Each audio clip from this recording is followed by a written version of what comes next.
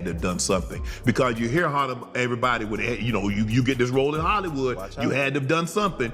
So now all of a The entertainment industry thrives on narratives of success, betrayal, and redemption, and few stories encapsulate this dynamic as vividly as the ongoing saga involving Shannon Sharpe, Cat Williams, Monique, Oprah Winfrey, and Tyler Perry. At the heart of this drama is Sharpe's podcast, Club Shay Shay, which has surged in popularity, largely due to its unfiltered conversations with high-profile figures. The podcast's rise, however, has not been without controversy, as it has sparked accusations, exposed long-standing grudges, and ignited debates about power, accountability, and representation in Hollywood. Sharpe, a former NFL star turned media personality, has found himself at the center of a storm, navigating the fallout from interviews that have challenged industry norms and powerful figures. Sharpe's transition from sports to media was seamless, marked by his charisma and authenticity. A 14-year NFL career, primarily with the Denver Broncos, established him as a respected figure, and his subsequent role on ESPN's First Take alongside Stephen A. Smith cemented his status as a straight-talking commentator. His podcast, Club Shay Shay, became a platform for raw, grounded conversations, distinct from the polished, PR-approved interviews typical of mainstream media. Sharpe's ability to make guests feel at ease, as if they were chatting with a friend, resonated with audiences. This approach set the stage for the explosive interview with comedian Cat Williams, which would reverberate through the entertainment world. The decision to pivot from interviewing only athletes to including entertainers, rappers, and influencers was strategic. Sharpe recognized that limiting his platform to sports figures would make it just another athlete-driven show. By diversifying his guest list, he tapped into a broader audience, drawing inspiration from McDonald's, which expanded beyond hamburgers to include chicken nuggets and fish sandwiches. This move paid off, with interviews like the one with Steve Harvey garnering 8 million views, a significant milestone for an up-and-coming podcast. However, it was the Cat Williams interview that catapulted Club Shay Shay into a new dimension, as Williams himself predicted during their conversation.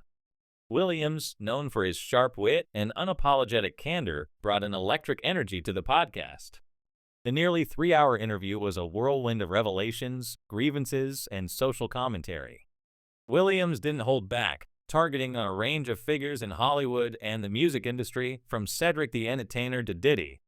He accused some of stealing his material and others of questionable practices, delivering his critiques with a mix of humor and defiance. The interview felt like a grenade lobbed into the heart of the entertainment industry, with Sharpe as the unwitting holder of the pin. His role was less about steering the conversation and more about letting Williams speak freely, a decision that would prove both brilliant and costly.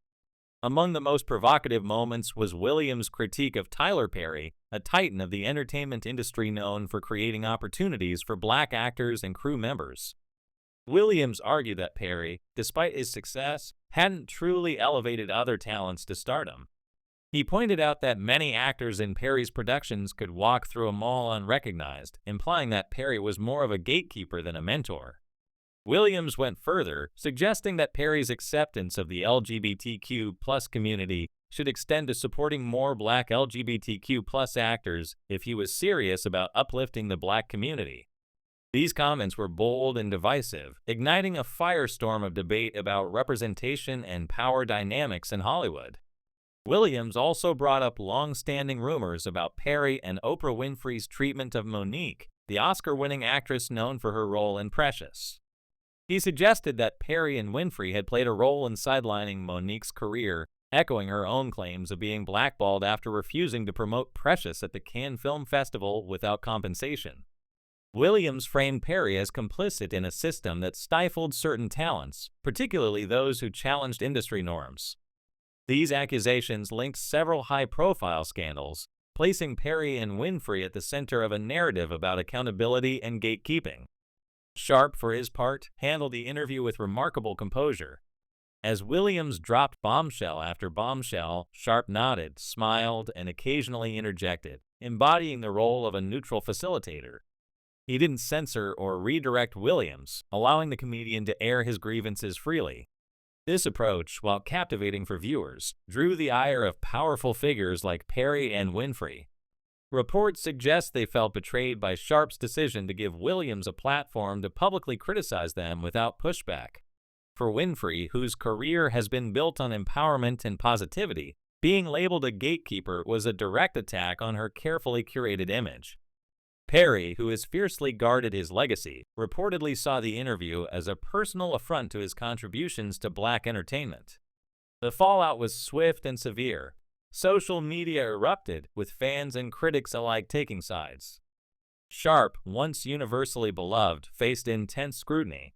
The backlash extended beyond professional criticism to personal attacks, including homophobic remarks that Sharpe found particularly painful.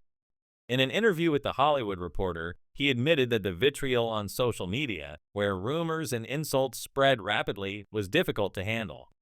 He referenced the 2016 election, noting how repetition can make falsehoods seem true, and firmly rejected the notion that labeling someone as gay is acceptable.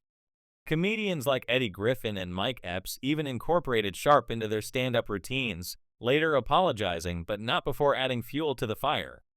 The controversy wasn't just about Williams' comments. It reignited Monique's long-standing feud with Perry and Winfrey, which dates back to 2009 and the release of Precious. Monique's portrayal of an abusive mother earned her an Academy Award and a Golden Globe, but behind-the-scenes tensions marred her success. When asked to promote the film at Cannes without pay, Monique declined, citing her commitments to her family and comedy tour.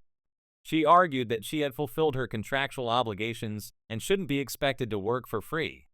According to Monique, this decision led to her being labeled difficult, a reputation that she claims Perry and Winfrey perpetuated, effectively stalling her career.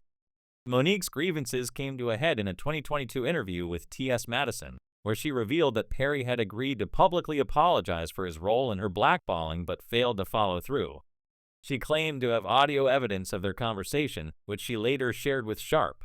In the recording, Perry reportedly acknowledged that labeling Monique as difficult for refusing non-contractual work was unfair.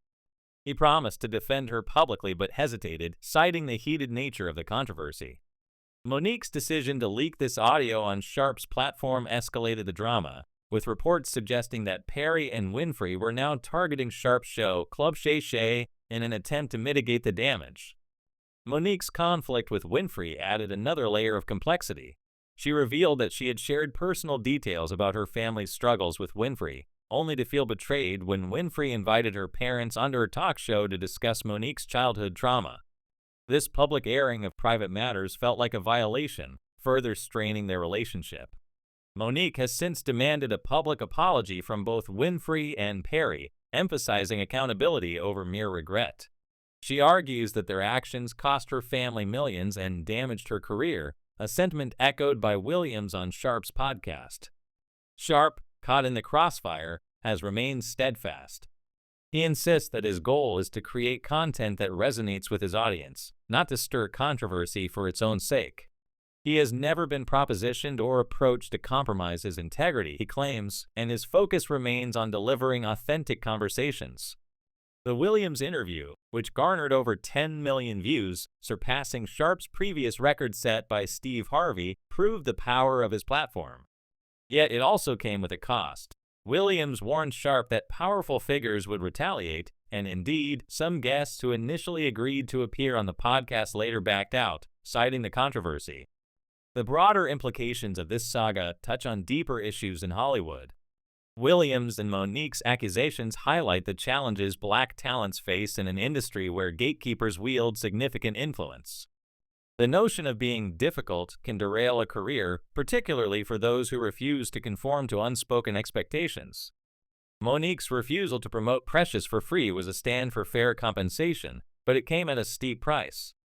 Similarly, Williams' willingness to call out industry practices has made him a polarizing figure, admired by some for his honesty and vilified by others for his audacity.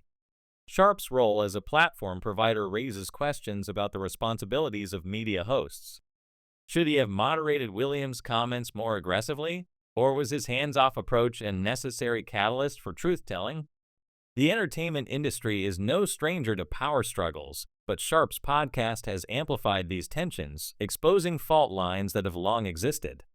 His invitation to Perry and Winfrey to appear on Club Shay Shay for an open conversation reflects his desire to move beyond accusations and toward resolution, though it remains to be seen whether they will accept.